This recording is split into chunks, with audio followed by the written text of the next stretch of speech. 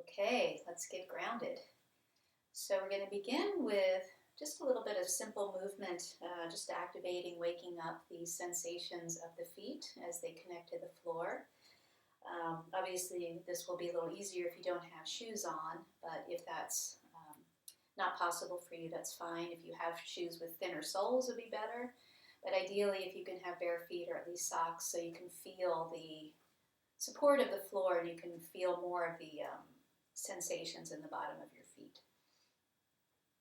So just starting at a comfortable width for your feet, spreading your toes wide. We're just going to shift our weight back and forth just so we start to really make contact with just the different parts of the feet as our weight presses into the toes, into the balls of the feet, into the sides. You can roll them a little here. Come back onto the heel. Just starting to think feet wake up as we are contacting the part of our bodies that are supportive, our legs, with the external support of the ground beneath us. And just kind of making that contact of awareness. Noticing the ankles, movement in the ankles as we shift weight back and forth, side to side, lifting and lowering the toes. And we'll start waking up the calf muscles, so you can do small knee bends. You can raise and lower the heels off the floor if you're comfortable doing this. You can also do one at a time. And we're starting to mobilize the ligaments and the tendons of our lower body, knees, calves, thighs, a little bit of hip movement in here.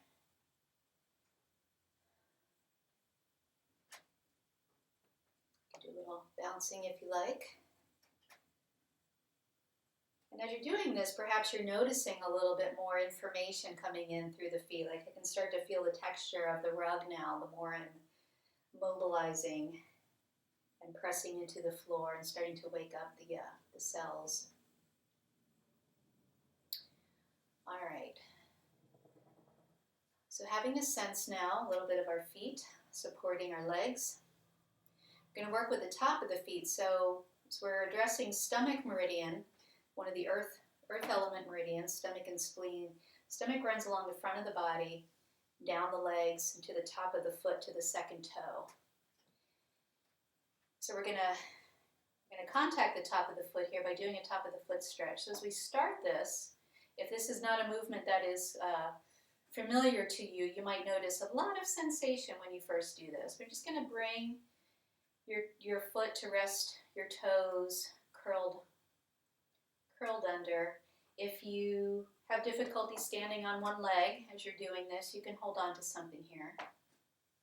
Just getting just an initial contact of knowing how that feels for your toes. So sometimes if there's a lot of tension in the top of the foot, which for many people there are, you might get a little cramping here, in which case you can just shake it out, come back. You can toggle your weight from your standing leg to your toe curling leg if it's too much, or if you're comfortable doing that, you can let your weight sink in. And being sure too that we're getting, can't really see my foot here, all parts of the foot. Big toe to little toe. All right, let's switch to the other side. Bring the foot back.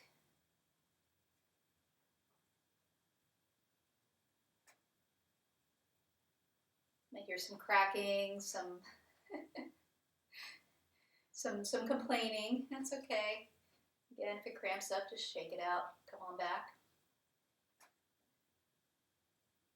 All right, so let's come back to the first foot. We're going to dial this in a little bit. So as we're bringing the toes under, and the further back you go, the more stretch you're going to get through the top of the foot. So the idea here is, as we are opening the front of the ankle joint and possibly the shin, but definitely the muscles of the toes, it's not so much about pushing the foot down into the floor as it is about activating the front of your leg like you're trying to pull your leg forward, only the floor is stopping you.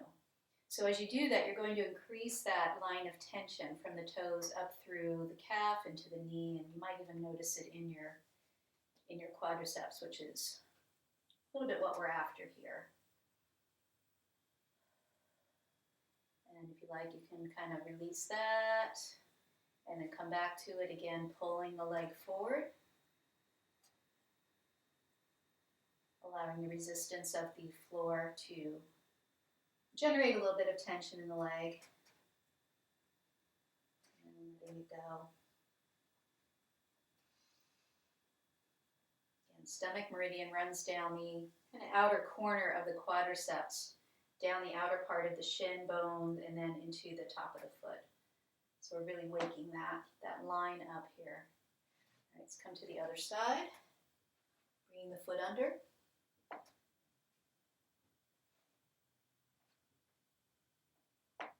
And then pulling forward from your thigh, elongating that line through the front of the leg, coming off.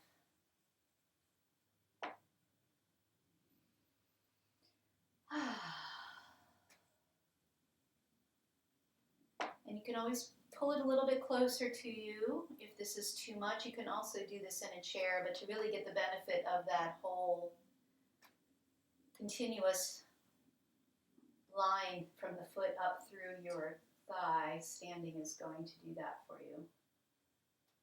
All right, let's come back to the first foot. The last piece that we're going to add to that is we're going to continue that line up through the front of the body, because the stomach meridian, it actually begins under the eyes and comes all the way down through the nipples along either side of the abdomen and then down the legs. But for movement purposes, we're drawing that line up. So let's come back into our position. And I want you to think not so much about arching the back, but the back will arch a little bit, but we're kind of pulling the sternum forward. So we're thinking about opening this line from your foot all the way up into your chest and even into your head if you like, if you want to raise your head. Opening that front line, and then tucking the tailbone under, so you're really opening up into the hip joint here, where the stomach meridian crosses. You can do whatever you want with your arms here. I'm just sort of exaggerating this movement of opening up the front. And we'll come off that just to take a break. And come back to that. Foot behind. Think about pulling the tension up from the foot through the leg, then the pelvis by tucking the tailbone, opening up the abdomen, opening up the chest. You can open up your jaw here if you like too. The mouth is part of the stomach organ. Opening up to what we want, what we need, what nourishes us, while finding that support through the legs and through the floor beneath us. Let's try the other side. Setting up the move, tucking the toes, pulling the thigh forward, tucking the tailbone, lifting, opening the chest, drawing up into the throat, into the face, and coming down. It's very receiving. I am open to receiving, right? I mean, it's stomach meridian's yang, so it's an active movement toward what we want and need, but we do have to be open to receiving that once we encounter it, right? So there's a bit of an active reception here.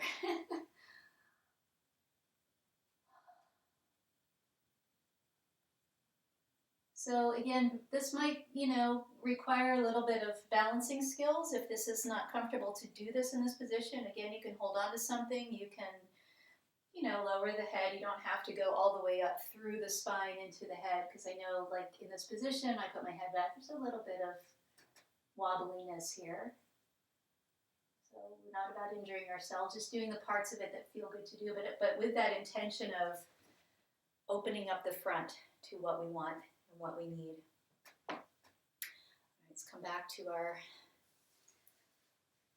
pelvic width stance. Shake that out a little bit. Come into a wider stance. So we're going to engage the lower body again in these meridians with a bit more muscularity.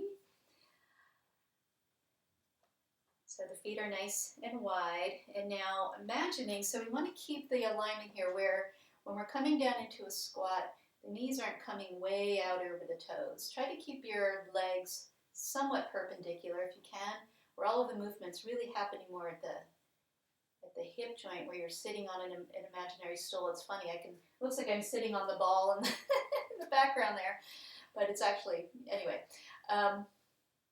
And so as we're doing slight movements here and we're engaging the quadriceps, we're just lowering as though from the top of the head down through the pelvis. So we're not leaning forward to do this movement. The torso doesn't change its arrangement. We're just generating some tension and some activity in the lower legs, really feeling the quadriceps here. Lifting and lowering.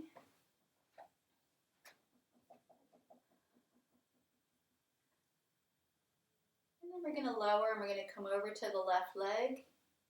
Come up from the left leg, circle around, come down over the right foot. Slide across. We're just making a circle in this position. Again, trying not to lean forward. All of the movement is within the hips and the knees and the ankles. So as we shift from one leg to the other, you're feeling both the outer part of the thigh as well as the inner part, which is where the spleen meridian resides, is on the inner corner of the quadriceps. Spleen is the nourishing aspect of the earth element, and it is our ability to feel nourished. So our stomach is going toward, identifying and then going toward what it is we want and need. We can switch directions here. We're just going to go around a few times in each direction. Spleen is the ability to internalize a lot of things around taking up space in a healthy way. Feeling fulfilled by that which we go after has a lot to do with spleen. All right, so let's sink down.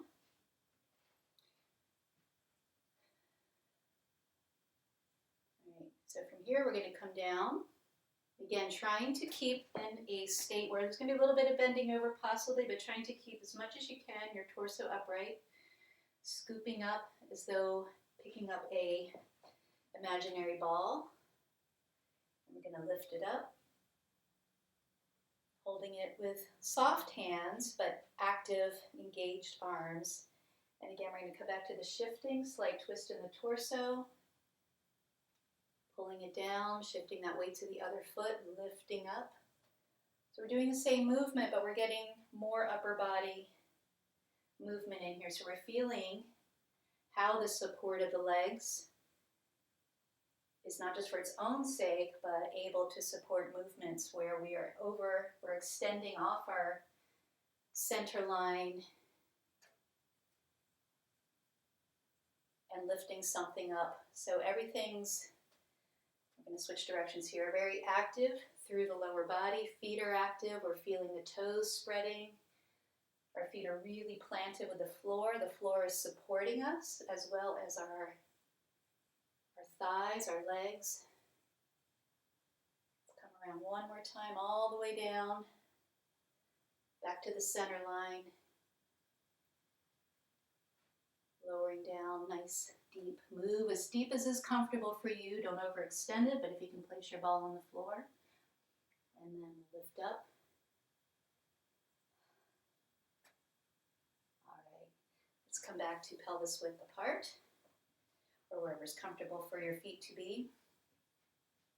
We're going to do one more move that's really about embodying stomach energy. So this might seem a little weird to you, which is perfectly fine. Do whatever parts of it are comfortable for you. We're going to come into what we call a bow stance. So I'm going to bring my front foot forward. My back foot is at a 45-degree angle relative to my front foot, but it's not right behind my other foot because that can create some wobbliness. It's a little bit out to the side. You can test your range with where your comfortable base of support is. But enough, again, where we're able to shift our weight from back foot to front foot. Okay, and so again, thinking about where the stomach meridian runs, under the eyes, throat, through the nipple line, down the abdomen, outside of the legs to the second toe. We're mostly focusing on the center part where the stomach actually is, which is on your right under your left rib cage. And we're going to think about opening up the arms, and as we shift from the back foot to the front foot, reaching toward that which we want to bring into ourselves and into the center part, and then drawing it down. Let's try that again. So we're moving forward, reaching, pulling into the stomach, pushing it down into the flesh, into our bodies, breathing in and breathing out. And what we're going to add here, again, because the mouth is very much involved in this, the mouth is part of the stomach, we're going to open up and pull in. Lift the throat a little bit if you like. It's really opening up to what the world has to offer in terms of support and nourishment. And coming in and drawing down. So bringing that foot back, centering, and then bringing the other foot forward. Again, noting where the back foot is relative to the front foot. Does it feel like a comfortable base of support? And wide enough to give you a lot of room to shift from the back foot to the front foot. I'm going to start with the back foot, and we're going to come out, reaching for what we want, pulling in, dropping down, reaching out, pulling in, dropping down. You can identify something here if there's something you want to imagine that you're bringing into your body through your gullet, tasting, savoring, something very just nourishing and supportive and comforting and makes you feel good about that you are ready to move into the next transition, the next phase of things. Let's try that one more time. Opening up and drawing down. And then coming back to our comfortable neutral position. If you like to place one hand on your belly, one hand over your heart. Take some breaths. And if you'd like to do a little affirmation here for yourself, something along the lines of, I am capable of finding support. I trust the support under my feet.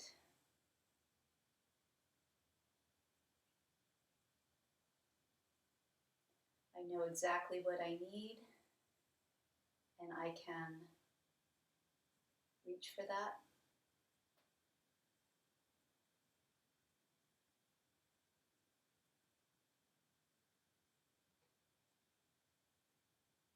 Okay.